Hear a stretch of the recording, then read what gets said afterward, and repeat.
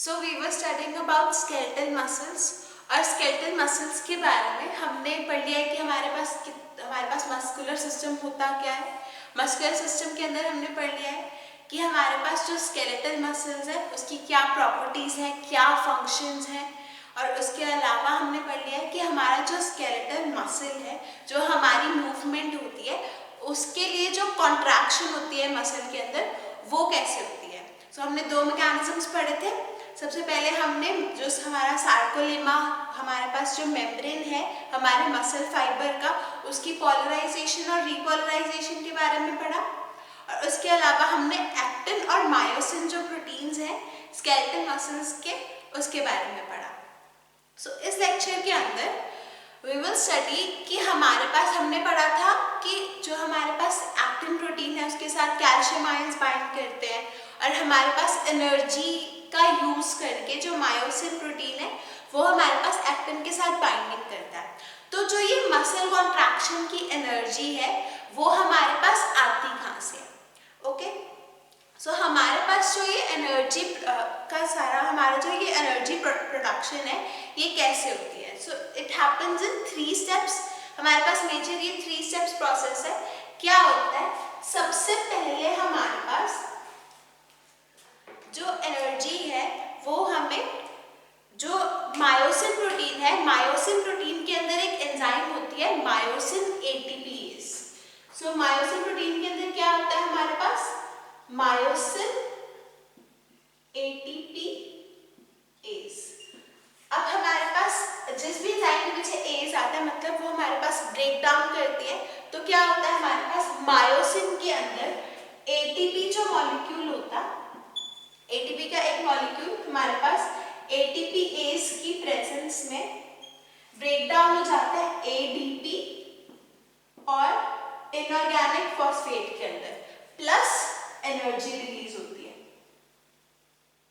और ये जो एनर्जी रिलीज होती है, इस एनर्जी को यूज करके जो हमारा मायोसिन प्रोटीन है वो एक्टिन प्रोटीन के साथ बाइंड हो जाता है। सो ये हमारे पास फर्स्ट स्टेप है। What happens in the first step? How from where does the energy for muscle contraction comes? It comes in the energy breakdown happens in myosin protein. Myosin protein has an enzyme which is known as myosin ATPase. अब जो myosin ATPase है वो हमारे पास क्या करता है? ATP का जो मॉलिक्यूल है, अब हमने जब कल स्ट्रक्चर पढ़ा था हमारे मसल का, अब जो हमारा मसल है उसके अंदर हमारे पास हमने पढ़ा था कि सार्कोप्लाज्म होता है, साइटोप्लाज्म। तो जैसे हमारे पास डिफरेंट सेल्स के अंदर न्यूक्लियस होता है, एंडोप्लाज्मिक रेटिकुलम होता है, वैसे ही हमारे पास जो हमारा मसल है उसके अंदर भी क्या क्या होता है? अब जो हमारा एक मसल फाइबर है, मसल फाइबर के अंदर हमारे पास न्यूक्लियस होता है, पेरिफेरीज के अंदर एक से ज्यादा न्यूक्लियस हो सकते हैं। अब जब एक से ज्यादा न्यूक्लियस होते हैं, न्यूक्लियस के हमारे पास, न्यूक्लियस के अराउंड क्या होता है हमारे पास? Endoplasmic reticulum. और in the case of muscle हमारे पास क्या होता है? Sarcoplasmic reticulum. और सार्कोप्लाज्मिक रेटिकुलम में क्या होता है हमारे पास? माइटोकॉन्ड्रियाज। और हमारे पास माइटोकॉन्ड्रियाज के अंदर क्या होता है? एटीपी। तो एटीपी हमारे पास हमारे सार्कोप्लाज्मिक रेटिकुलम से हमारे पास एटीपी सप्लाई होता है। मायोसिन की जो एंजाइम है मायोसिन एटीपीएस, वो हमारे पास उस एटीपी को ब्रेक डाउन करती है, और ब्रेक डाउन करके हमारे पास क्या होता है? एडीपी, इनऑर्गेनिक फॉस्फेट, और एनर्जी की फॉर्मेशन होती है। अब सेकेंडली हमारे पास क्या आता है कि ये जो हमारे पास एनर्जी ब्रेक डाउन हो रही है, अब हमारे पास क्या होगा कि हमारे पास एडीपी की जो फॉर्मेशन है, एडीपी की कंसंट्रेशन इंक्रीज होती रहेगी। सो हमारे पास क्या होता है? रीजनरेशन होती है एटीपी की, और हमारे पास एटीपी डिप्लीट होता रहेगा। तो सेकंड स्टेप में क्या होता है हमारे पास? Regeneration of ATP. नाउ कैसे होता है हमारे पास रीजनरेशन एटीपी का? जो हमारे पास ये एडीपी मॉलिक्यूल है, एडीपी हमारे पास बाइंड करता है फॉस्फो क्रिएटिनिन से। सो फॉस्फो क्रिएटिनिन हमारे पास सेल के अंदर प्रेजेंट होता है। फॉस्फोक्रिएटिनिन के साथ हमारे पास एटीपी बाइंड करता है और हमारे पास किसकी फॉर्मेशन होती है, क्रिएटिनिन प्लस एटीपी। और ये जो एटीपी है ये हमारे पास फर्दर जो हमारी एनर्जी रिक्वायरमेंट्स है उनको फुलफिल करता है। अब उसके अलावा हमारे पास नेक्स्ट जो स्टेप है दैट इज अब हमारे पास फॉस्फोक्रिएटिनिन की हमारे पास जो कंसंट्रेशन है वो डिक्रीज होनी स्टार्ट हो जाएगी। तो अब हमारे पास थर्ड स्टेप के अंदर होता है regeneration of phosphocreatinine.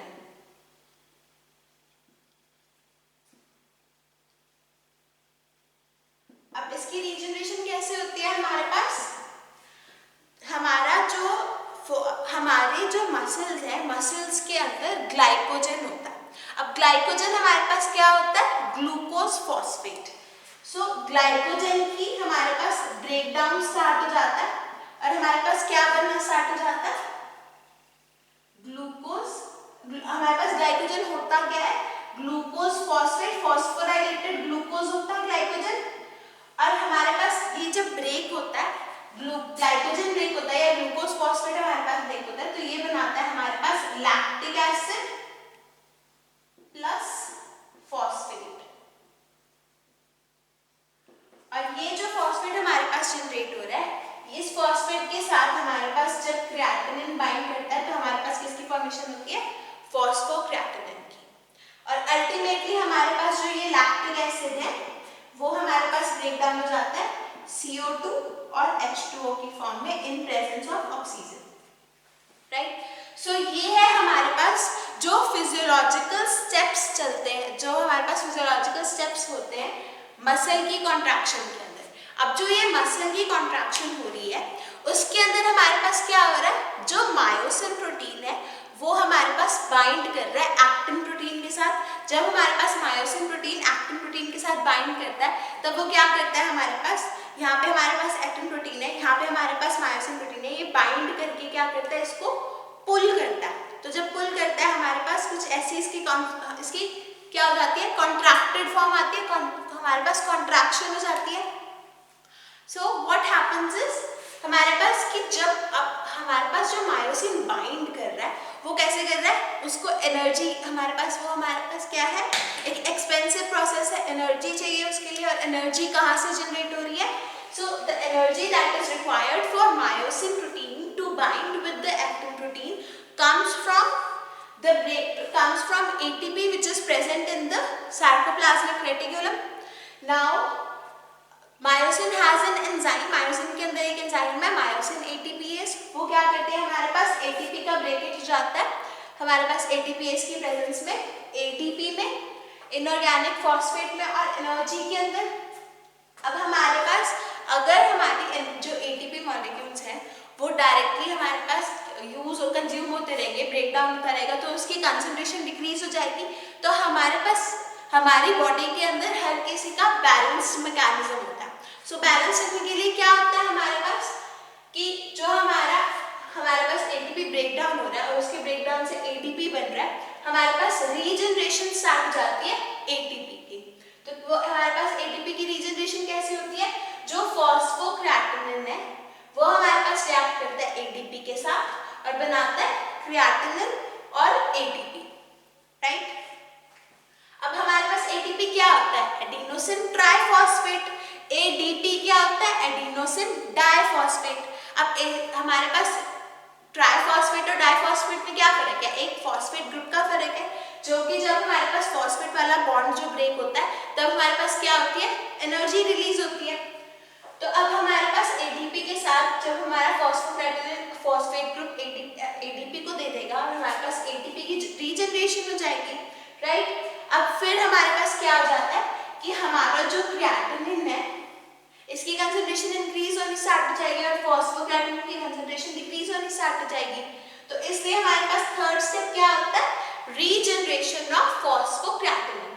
Now how the regeneration of phosphocreatinine happens, now muscles contain glycogen and glycogen is a metabolized form of glucose। हमारे पास ग्लाइकोजेनेसिस होता है, लिवर के अंदर ग्लूकोज से ग्लाइकोजन बनता है।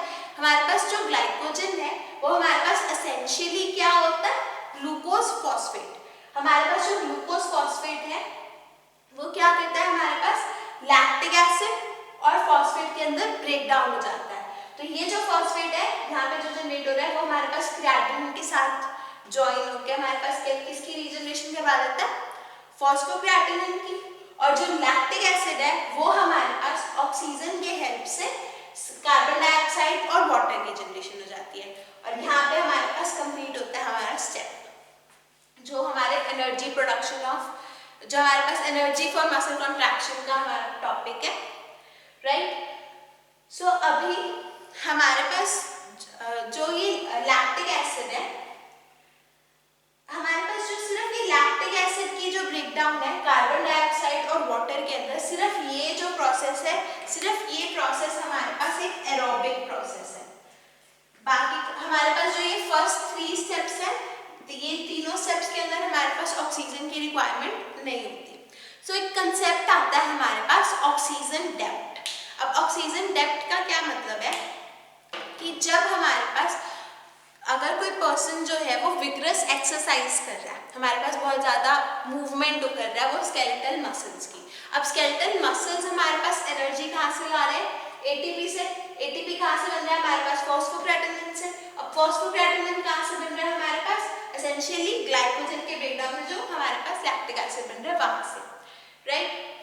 सो अब अगर कोई हमारे पास पर्सन है वो हमारे पास विग्रस एक्सरसाइज कर रहा है, तो उसके अंदर क्या होगा, हमारे पास ये जो सारे हमारे एरोबिक प्रोसेसेस हैं, ये हमारे जो एनारोबिक प्रोसेसेस है, जो फर्स्ट स्टेप है, सेकंड स्टेप है, थर्ड स्टेप है, ये तीनों स्टेप्स हमारे पास रेगुलरली चलते रहते हैं।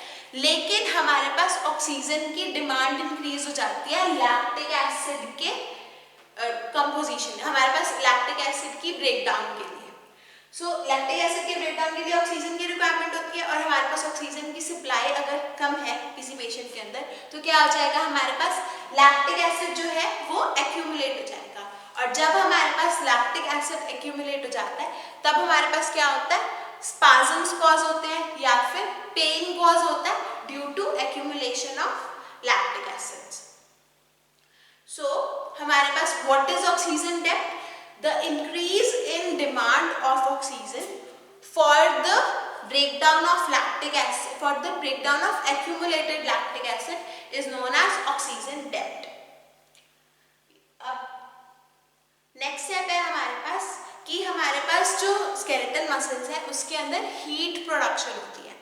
अब ये हीट प्रोडक्शन कैसे होती है, या तो हमारे पास हीट प्रोडक्शन दो वजह से हो सकती है। या तो हमारे पास जब मसल कॉन्ट्रैक्ट करता है, हमारे पास कॉन्ट्रैक्शन की वजह से हीट प्रोडक्शन हो सकती है, या फिर हमारे पास रिकवरी की वजह से हीट प्रोडक्शन हो सकती है।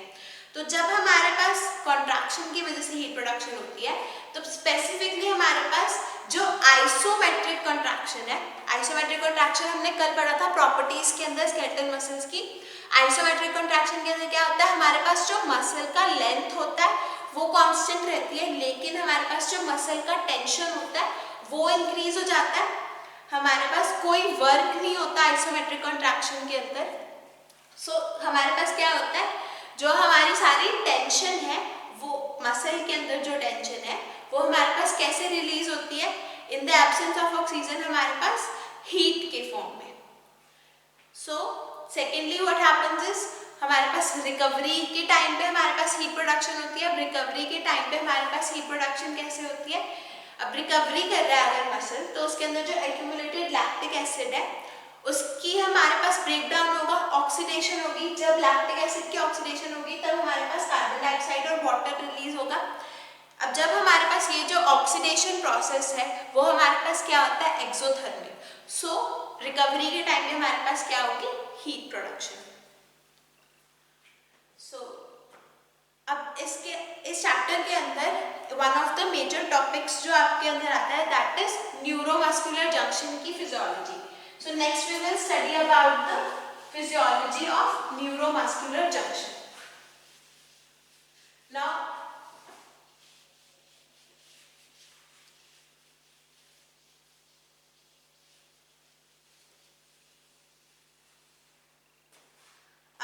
न्यूरोमस्कुलर जंक्शन की अगर बात करें तो क्या होता है हमारे पास न्यूरोमस्कुलर जंक्शन? अगर ब्रेक डाउन करें इस वर्ड को तो हमारे पास क्या क्या वर्ड्स है? न्यूरो, मस्कुलर और जंक्शन। जंक्शन क्या होता है? हमारे पास जॉइंट, जहाँ पे हमारे पास जहाँ पे दो चीजें ज्वाइन कर रही हो वो हमारे पास जंक्शन, दो चीजें हमारे पास क्रॉस सेक्ट कर रही हो तो वो हमारे पास क्या होगा? जंक्शन। अब न्यूरो और मस्कुलर यानी कि हमारे पास ऐसा जॉइंट, ऐसा पॉइंट जहाँ पे हमारे पास जो न्यूरॉन्स हैं वो मसल के साथ हमारे पास ज्वाइन कर रहे हो, उस जंक्शन को हम क्या कहेंगे? Neuromuscular junction. अब ये जो न्यूरोमस्कुलर जंक्शन होता है वो हमारे पास कैसे होता है? हमारे जो न्यूरॉन्स होते हैं वो हमारे पास कुछ ऐसे होते हैं।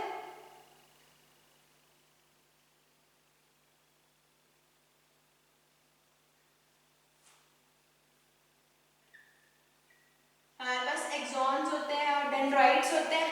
सो हमारे पास न्यूरॉन का जो स्ट्रक्चर है वो कुछ ऐसा होता है। सो हमारे पास क्या है? अब जो हमारा मसल है, मसल के ऊपर हमारे पास क्या होगा?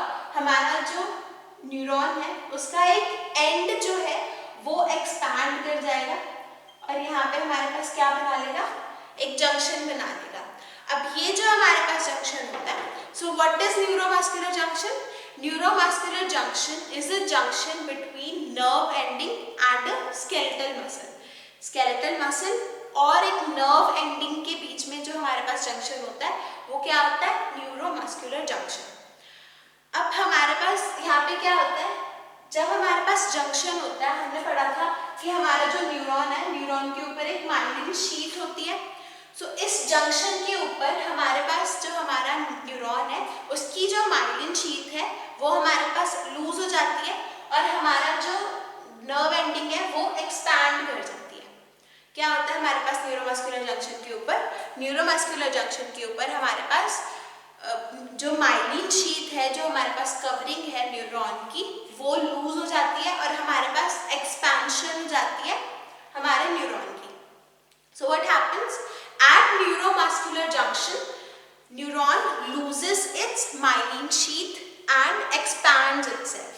अब जब हमारे पास एक्सपेंशन होती है तब हमारे पास जो ये नर्व एंडिंग है, नर्व एंडिंग के अंदर क्या होता है? हमारे पास नर्व एंडिंग के अंदर हमारे पास न्यूरोट्रांसमीटर्स होते हैं।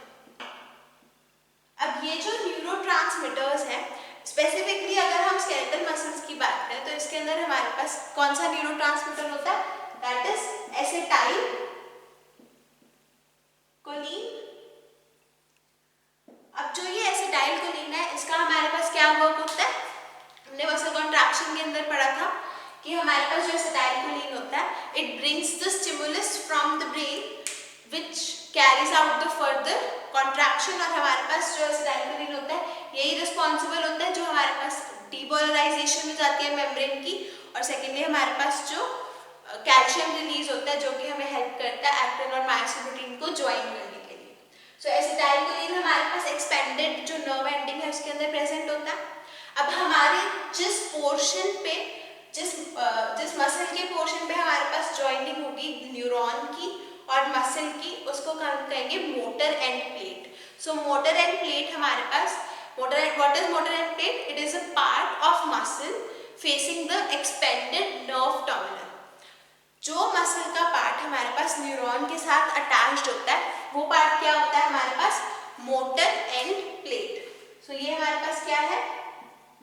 Motor end plate. What is motor end plate? Motor end plate is the part of the muscle which faces the expanded nerve terminal. अब हमारे पास जो सरफेस होता है, नर्व, हमारा जो मोटर एंड प्लेट का सरफेस होता है वो हमारे पास कॉन्वोल्यूटेड होता है और इस सरफेस के ऊपर हमारे पास कौन सी एंजाइम होती है? Acetyl choline esterase.